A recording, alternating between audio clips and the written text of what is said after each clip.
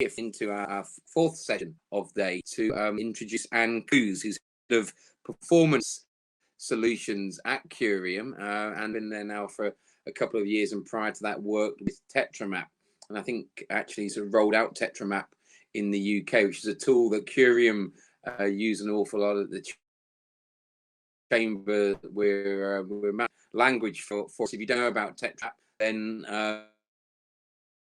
I'd certainly recommend checking it out, talking to Anne, Andy Dawson, and the rest of the Curium team about it. It's a brilliant tool for helping to think about your fellow co-workers and different traits that we all have. If you're there watching, please again engage. Make sure you've downloaded the app for today. And if you're out on social media, and who isn't, then please do use the hashtag GTB20 as you're talking about and sharing content from today. So I'm now going to hand over to Anne.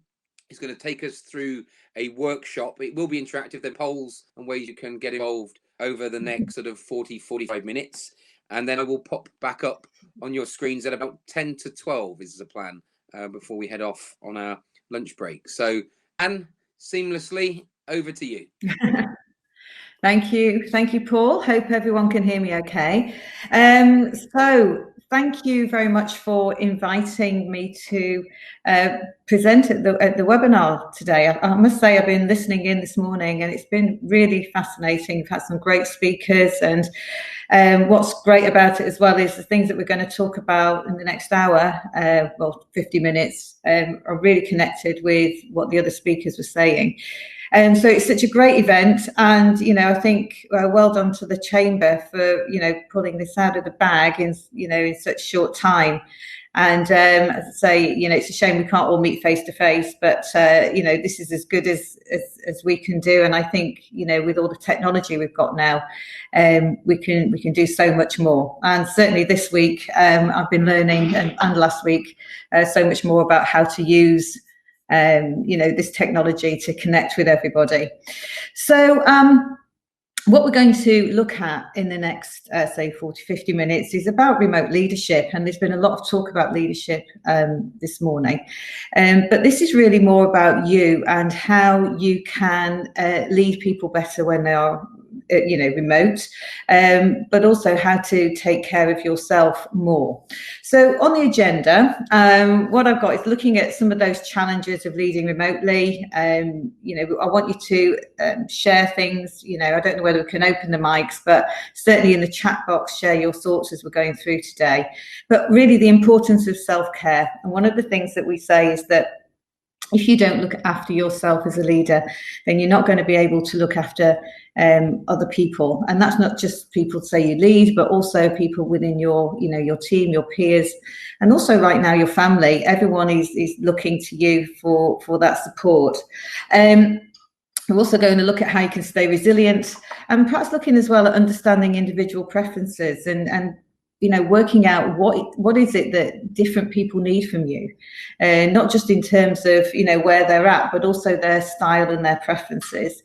And then finally, just some key strategies for maintaining team collaboration.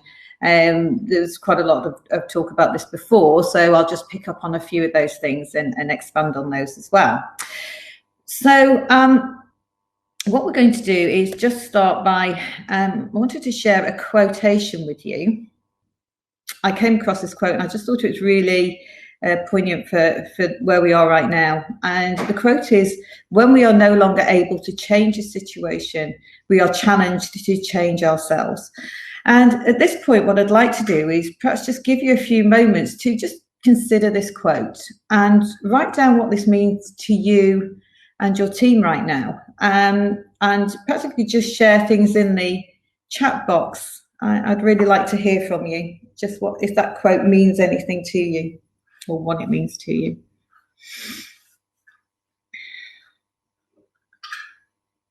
I don't think we can open up the mics, so we'll just keep it to chat. Acceptance. Thank you, Julie. Absolutely. Sometimes if we know we can't change, we just can't change things, so we have to accept what we can't change. Adaptability. Great. Yeah. We've changed more in the past 2 weeks, in the past 2 years. Absolutely, Lisa. Yeah, adapt and move on. Thinking outside ourselves and really empathizing with others. Yeah, Victoria, I think that's really key. Changing our expectations. Yeah, we can't always control everything, however much we like doing. Yeah, thank you, Paul. Thinking differently. Thank you, Bonnie. Yeah, great quote. So thank you. Yeah, I can see if we can't change the world, we must adapt to survive. And I think all of those, thank you very much for your comments there. And I think what everybody is saying here is so true. And we're going through a massive time of change at the moment. And I think the impact that it has on us is, it varies. But for me, I just want to share with you this stress curve, which I'm sure some of you have seen before. But what it demonstrates here is that, we do have that point where we can start to tip over the edge. And as leaders, it's really important to think about where you are right now. So there is a point where you can see where stress is actually quite good. We could be starting a new project, or we're engaged with a new team, and we start to have a moment of stress, but that's really, it's good stress, and it helps us to perform at our best. But there is a point where we need to get that perception change, because if we don't, what happens is if we start to pile more stuff on, and at the moment, we're taking on so many new things and different things that we can start to find that we get exhausted and we have that emotional breakdown, which can lead to our, health and breakdown. And, it's interesting to hear Ben speak before about the CIPD survey about, health and well-being. And we talk about that a lot, and we can check in on each other when we're face to face. But when everyone's remote, how can we check in on each other and just make sure that we're all feeling okay? Because it isn't, I was talking to our team yesterday, and it isn't just about, resilience and stress and health and well-being at work and projects and client demands. It's also now dealing with having the family around you and splitting that time and not feeling guilty about not spending time with the kids. So there's so much going on right now that we really do need to strengthen and build our resilience. Fiona, I've just read your comment. I think that's lovely. Right now, we have been given the gift of time. We have a choice of how we use it. And this is so true.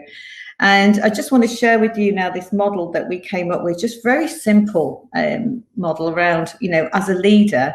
We just split it into 3 core things, and it's all about the me, the we, and the you. So the first thing is about the me. This is about taking care of yourself and understanding what is at your personal core. So this is all about, what is important to you in terms of your values, your strengths, your routine as well. Sometimes it's what do you do every day, what motivates you. So understanding that, and right now probably that's being rocked for a lot of people. So firstly, take care of you, take care of your personal, know what is at your core, what you need. But then also as a leader, not forgetting the we, because if we don't take care of the we, we're going to get sort of this silo mentality and people start going off doing their own thing. So it's so important to take care of the we, the team collaboration, but also the individuals within your team, because you'll probably find that the individuals all have different needs. It's not a case of, one is a one fix for everybody, and everybody is going to want something slightly different from you. So we're going to start to look at the me first, and spend a bit of time on that right now to think about, if you don't take care of yourself and all you're focused on is making sure the team's okay and the individuals are okay, then you're going to get burnout, and say that's no use to anybody. And so our phrase that I want you to take away here is taking care of yourself first is not a selfish act. And it's really key right now to think about yourself. So I'm going to run a quick poll in a second. And what we did in Curium, I just reached out to everybody in Curium. I was writing a blog on about leading others and how to stay resilient. And I just wrote out to Team Curium and I said, what do you need right now, to help you through through this next weeks, months, however long it's going to take. And the responses were really different, but I kind of put them into 4 key themes. And one was around, some people really wanted to stay focused and wanted action. Some wanted more clarity. They just needed to know what they were doing and needed time to plan and think. For some, it was really important to stay connected. And for some, would just, God, give me the positives. I'm feeling so negative right now. I just need some real positive energy.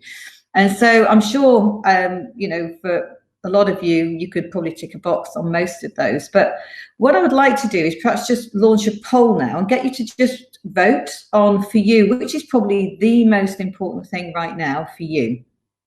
So, Emily, if you're in the background, could you launch the poll for me?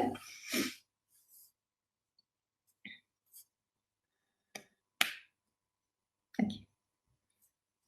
So if you could just take a vote. Okay, so let's have a look. That's really interesting. So we've got, so I see that JC, you said, yeah, there's no option for all of the above. And as I say, I think most of us would probably put a tick in those boxes. But I think for this right now, it's interesting here to get clarity, structure, and a plan. And I would say that's changed possibly from when I asked this question maybe a week or so ago. And I think that's be quite an interesting one to explore, because I would say that maybe at the beginning of all of this, last week before, it was all about staying connected and just, and I think actually I've noticed probably some of the WhatsApp activity or, the webinars or just connecting on Teams and things is starting to, drift a little bit. And perhaps that connectivity isn't as strong now. And people are looking for that structure and a plan. What are we going to do next? And this is really important that as we go through this, what is our next steps? And as leaders, what I would invite you to do is just to reach out to your teams and just say, what do you need right now? Because for some people, it might be, look, I don't need you to keep calling me and asking me if I'm okay, because actually I am. What I need from you right now is a bit of action. I need to get my head around where I'm going. I need that clarity. And also this key thing around positives, because, the motivation, it was all quite a novelty, wasn't it? Staying at home and working from home and probably enjoying some family time. But now it's, I need the positives. I need to where I'm going. And so, so thank you for your comments. I think this is really important. Yeah, I can see here, and the way people are getting connected. Could we just have the presentation back, please? Thank you. So, so moving on, what I'm going to do now is just show you a video. Now, what I would say with this video, it starts quite loud. So if you've got your headphones in, or you've got your laptop speakers up, you just want to tone them down a little bit, because it does start quite loud. But I'm just going to show you this video, and then we'll have a little chat about it afterwards. Okay.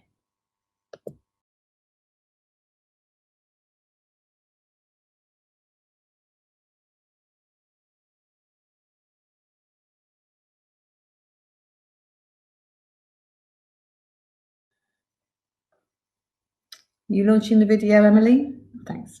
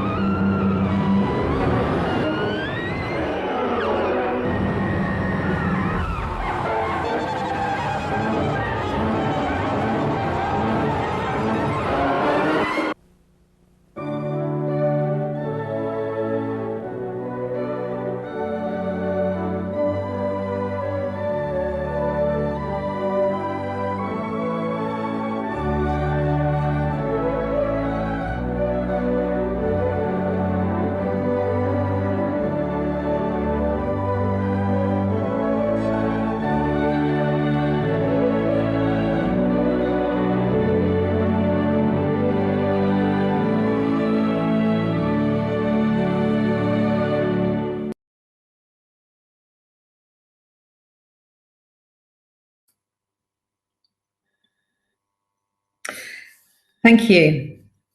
Yes, so thanks. So if you can't see that video, there is a link there. So for those of you who were able to see that video, I don't know how you felt watching that, but it's it's, were you like the first part of the video, which was which to me is just quite chaotic, or were we feeling more like the second part of the video where just more relaxed? And you probably noticed, you might want to watch it again, but you probably noticed that it was the same video played twice, just with a different background. But we do see the world through how we feel. And what we're going to do now is just spend a little bit of time thinking about how we're feeling, and just perhaps how we shift some of those emotions when we're feeling a little bit overwhelmed with everything. And so one of the metaphors we use around this is this stress cup, and our stress cup. And you may have seen a video blog by one of our directors, Andy Dawson, talking about this. And so if you look at that stress cup, that every line is a little moment of stress, and they all add up, and they all add up. And then eventually, you get to the point where, it can overflow. And I suppose if I was to say to you on a scale of 1 to 10 right now, how full is your stress cup? How close are you to just, getting to that tipping point? And again, this is just a great question perhaps to ask your team, so when you're having a check-in, at Curium, we have a check-in and we say on a scale of 1 to 10, where are you right now? And it's just a great way of getting people to open up, and also making them feel it's okay to not feel great right now. But for yourself, firstly, just ask yourself this question every morning: how full is my stress cup right now? And what we're going to do is just to share with you a couple of techniques to perhaps reduce some of that stress and help you get back on track. And the first thing I'm going to talk about is a little bit of self-coaching. And this is something that I do all the time. And it's just such a great thing to do. It doesn't take long. But for me, it's when you're just feeling a little bit overwhelmed and wondering where to go next. So I'm going to share a few questions with you. And when we do our coaching, we really focus on 2 core questions, and they're awareness questions and responsibility questions. Now, awareness questions is you ask yourself questions, or you ask your coachee questions around, what's going on around you. So you get to know how you're feeling and what you're experiencing. Because the thing is, unless you actually know that, you can't take responsibility to change. And so if we talked before, and a lot of you have said in your chat here about how important it is, to accept the change, because we do have a choice. We do have a choice about how we respond, how we behave. But sometimes, unless we really get to know what's going on, we can't make the right choices. So what we're going to do is we're going to do a little bit of self-coaching. And I'm going to ask to, I suppose, just get yourself in a little bit of a mindful state. And I don't know whether anybody does mindfulness. I know a lot of people do. There's some amazing apps.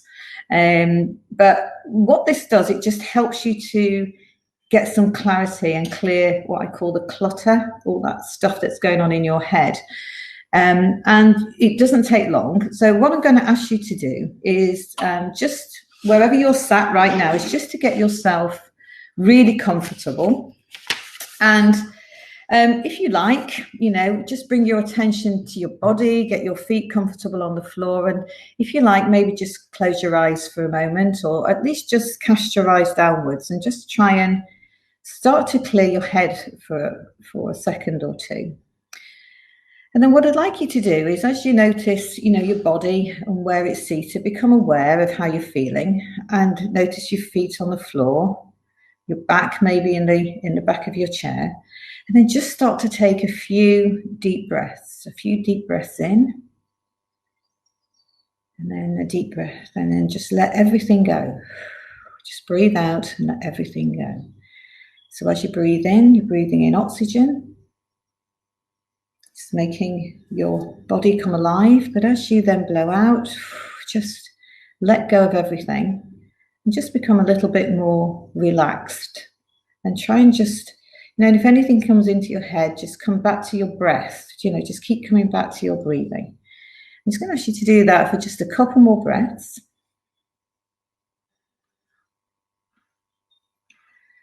And then just notice how you're feeling right now, just a little bit more chilled, hopefully. And then what I'd like you to do is when you're ready, just come back, either open your eyes or just come back to the screen. And I'm just going to share these questions with you. Okay, so while you're in a bit more of a relaxed state, I want you to think about, firstly, how are you responding to this situation right now? So just ask yourself that question. And actually, how am I feeling? And when I talk about how am I feeling, this isn't just I'm feeling a bit anxious or I'm feeling a little bit, I don't know, it could be tired, but just really what is going on? What are the emotions that you are feeling right now? And get to understand those, get to really get close to those feelings. And then ask yourself, what might be a better emotion or a better response to how I'm feeling? If this isn't serving me well, what would be a better emotion? And then what difference would it make? And then finally, what is the one thing that you can do right now that will make a positive shift? And so I'm just going to give you a couple of minutes, all right, just to perhaps have a quiet moment and just maybe write down what's just coming to you right now.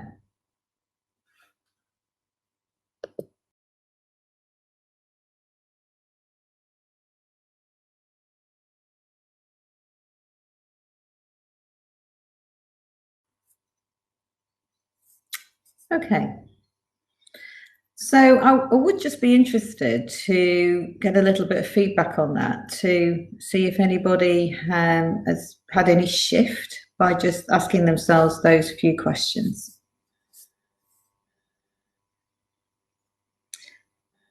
Someone's put they like the illustration of mindfulness. Great, yeah.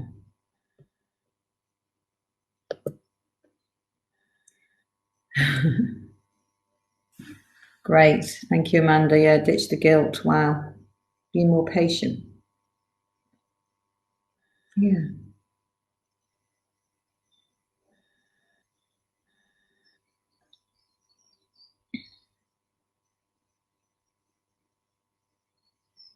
Checking with myself, I like that, yeah.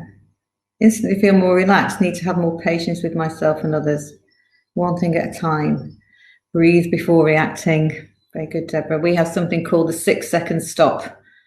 And so it's just a great way of, if you feel yourself about to react to something, just think of 6 things. It could be 6 of your favorite foods, 6 names, 6 anything. And it just, what this does by just breathing and relaxing and just taking that time out, it just allows your logical, rational brain to connect again. When we're stressed and we're in an emotional state or a state of high emotion, you may have heard of the term, we have a bit of an amygdala hijack, and this is where our emotional brain takes over. And certainly now where we need some clarity and we need to get a little bit more into that planning stage, if we can't see things clearly, some breathing exercises, download a meditation app, just go for a walk. But these questions work really well. And I find, these questions are great for me. So we will share these with you. But, pop them on a Post-it note, stick them, just close to your, your laptop. But when you're just feeling a little bit overwhelmed, it works really well. So create headspace, meditation, walk, jog, whatever works. Yes, thank you. That was Justina. Thank you. Yeah, I find golf helps me clear my head. Absolutely, Richard. Are the golf courses still open? So, but yes, certainly anything that works for you. Sometimes going out for a run, music, fantastic, Bonnie. Yeah, just get your headphones on and play some music. So hopefully that's helpful. I just want to share one other technique that we use really well. We use often. Certainly I do. This is one of my go-to strategies for when I'm feeling a bit overwhelmed. Some of you may be familiar with this. It has been around quite a while. And this is from Stephen Covey, 7 Habits of Highly Effective People. If you haven't got the book, it's been around a while, but it's still such a great tool and technique, this. So what I would say is that this works really well when you're feeling a little bit overwhelmed and out of control. And what we have are these 3 circles. Quite simply, circle of control, circle of influence, and a circle of concern. And the way this works is that what I tend to do is when I'm feeling a bit overwhelmed is I just write a list of everything that is on my mind right now. What's keeping me awake? What's on my to-do list? What am I getting overwhelmed with? And then when I've got my list is that I think, okay, is it something that I have absolute control over? Okay, so right now, there'll be certain things you have control over. Is it something that I might not have absolute control, but I can certainly influence? And then the next thing is that if it's not one of those two, then it's going to be in my circle of concern. All right. And my circle of concern is anything I don't have any control or influence over. And the idea behind this is that we need to widen our circle of control and influence and squeeze out anything that's in our circle of concern. Because if we can't change it and we can't do anything about it, then it's just going to overwhelm us. And, right now, the thing that really speaks to me is that what I can control right now is what I do in terms of work. I can control, who I connect with. I can stay connected to people. I can use webinar. I can influence things that are going on with my family and my friends and hopefully help my parents. But what's in my circle of concern, I can't actually control what the government are going to decide to do or, what's going to happen in China or somewhere else in the world. And that goes now in my circle of concern, because if I can't change it, then I have to accept that and move on and just really focus. So think about what you can control and what you can influence, and then actually just focus on that. And it'll just make you feel so much better. So I hope that helps. Again, these two models we will share with you. So I think that, reduce watching the news, I think like that, we can certainly keep that within our control as well. All right, so I just want to move on because we've just got a couple of, probably about 10 minutes. So I just want to focus on, for a moment, on the you, which is as a leader, thinking about the other people around you and the people that you lead and what is important to them. And I don't know whether you're familiar with this model called E plus R equals O. Actually, if this builds, it makes a bit more sense. But the principle behind this is that when an event happens, we have a response to it, and that response then is an outcome. And sometimes that outcome is a good outcome, and sometimes, depending on our response or our reaction, may not be so. And so what this helps us to do is think about, okay, something's happened. It didn't go the way I wanted to because my response wasn't ideal. So what we start to think about now is that, okay, what outcome would I want?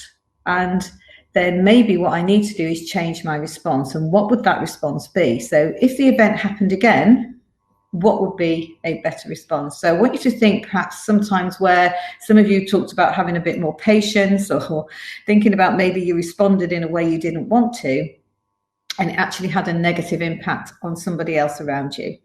So it's thinking about now, how can we change our response and take responsibility for that? So Stephen Covey says, we have this respondability. We can choose our response, because the key thing here is when we're leading others, or when we're managing, when we're working with others, our response becomes somebody else's event. And so we need to be really aware of how we are, responding to situations, so that we don't have that negative impact on the people that we're managing and leading. So I'm just going to ask you this moment and just think about this, is that, what is your behavioral style under stress? So how do you respond under stress? What do others see in you? And maybe what are you seeing in others? So anybody like to share that, if anyone be brave enough? So when you get under stress, what behaviors do you see?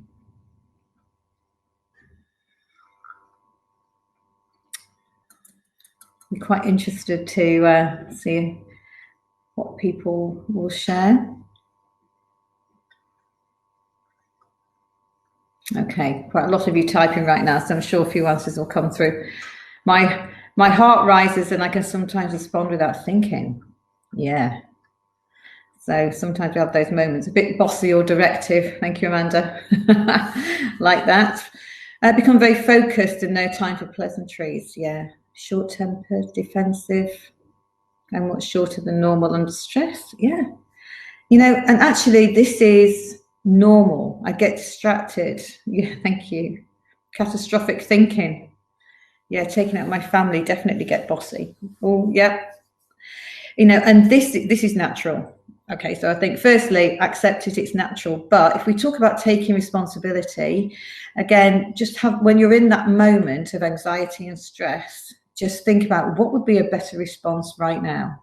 And we have this model that we use called below the line behaviors. And it's when we get below the line, just saying it's okay, but recognizing when you get below the line and just in that moment thinking, right, what would be a better response? And the more we practice this, the better we get at it. But the main thing is that noticing when we're below the line and when this is going to impact on others. And I would say to you as well that, at this moment where, everybody is going through their own stresses and strains. So being able to recognize maybe where a colleague is suffering or not being themselves, is just being aware of that and just reach out and help them as well. Okay, so just got probably 5 more minutes. And so just finally, I want to finish with the we, and this is all about the team and taking care of the team so we all stay connected. And there's been some great things about this morning. And so I don't really want to spend too much time, but because I'm sure some of the speakers this afternoon are going to talk about this. I see that we've got a panel discussion around engaging teams and unlocking potential. So I'm sure there'll be much more around this. And I liked when Deborah said about, the fun things and about staying connected and making sure that we don't forget to have fun. I know we're having our regular coffee breaks, and I'm actually due to have wine with someone at 6 o'clock tonight. So that's great. So just a couple of things, and these are the sort of things we're doing at the moment to keep our teams connected. So if anybody's got anything to add to the list that you could share, we'd really appreciate that. So let's have your ideas too. But for us, a couple of things, keep the routine. So we have a morning check-in, we have an evening checkout, just for 15 minutes. How we're doing, what we're working on today, anything we're stuck on, anything we can do differently, works really, really well. But get some structure and regularity around it, because, our routines are changing. So it's just good to have a bit of structure. Set up those, those calendar invites just to be there. So as a leader or a team member, colleague, just let people know they can reach out anytime. 15-minute coffee breaks. I think, this has been mentioned a couple of times today, where we don't talk about work stuff. Think about, when we're in work, we meet around the coffee machine, or we might meet somebody for down at the coffee bar, or whatever. And it's just talk anything, just what's going on right now. Having a great day, have that positivity. Anything that we're doing, so record stuff. We're doing quite a few learn webinars for our own team, our internal team as well, and we are recording everything so we can make it available, because right now people have got that capacity to learn and to share stuff. And the people first, it's about people. And so just keeping the morale high, making sure that, we're engaging, building that sense of community, and we are collaborating. So try and think of tasks where we get people collaborating. And if you're using webinars and things, we're looking at, like Zoom conferencing, where you can get people in breakout rooms. And, we even had our team day remotely. We can still do these things. I don't think it'll ever replace human connection, because I think we all crave it and it's part of being human. But I think at the moment, just doing the very, very best that we can do under these difficult circumstances. We've played some team games on VC. Thank you, Christina. That is great. Pictionary quizzes, charades, fantastic. Charades. Encouraging time for learning, self-development. Absolutely. This is the time now to do all those things that we wanted to do. I had my new starter drinks via Zoom last night. Fantastic. Yeah, we had a company quiz later today. I love that idea, Matt. I think I'm going to set up a quiz for our next team day as well. So please do share all these ideas. And as I say, I think let's all stay connected after this and share. So finally, just the final thought before we wrap up. And really what I'd like to know is, what is the one thing that you've taken from this session that you feel will make the biggest difference? And what I'd encourage you to do, if you've got a post-it note at the side of you, put it on a post-it note and stick it on your laptop or stick it on your fridge or something where every day, what is the one thing, if you've got a mantra or something that has come to you today. And if you want to share that, that would be great. If we just do a final thought from everybody, what is the one thing that you've taken that's going to make the biggest difference? And gosh, my typing is awful. That's really funny. Video, how you choose to see things. Yeah, not to be hard on yourself. Great things. Yeah, take care of yourself. Self-care is not a selfish act. Thank you. List of what's on my mind. Yeah. I've got some good things here. Quiz platform for 10-part. I'm writing that one down. Thank you, Kahoot. Thank you, Lisa. Wonderful. Take time to think. Letting go. Some really good things here. Thank you, everyone, for your contribution. Be realistic. What you can achieve. Yeah, thank you, Mandy. Own your achievements. Remind yourself each day. Yeah, thank you. That I like that, owning your achievements. I think that's fantastic. My response is my team's potential events. Yeah, thank you, Charlie. So I think, thank you, Bonnie. Thank you for joining us. That's great. Thank you, Stuart. Staying focused. Yeah. Thank you, Fiona. So I'd like to wrap up because I think we just got 5 minutes now. So I don't know, Paul, whether you're going to join us back. So, but just really to say to everyone, thank you so much for all your comments and making this easier for me as well. And I've really enjoyed it and look forward to hopefully we can all meet face to face in the near future and share some learning that way. So thank you. So I'll just invite Paul back in, and if anyone's got any questions or anything for the next couple of minutes, that would be great. Great. Thank you, Anne. That was fantastic. Some great tips there. And I must say that Curium and the whole team have a wealth of great material, which is going to be really, really relevant for so many individuals and businesses right now. So if you're tuning in, then please do check that out.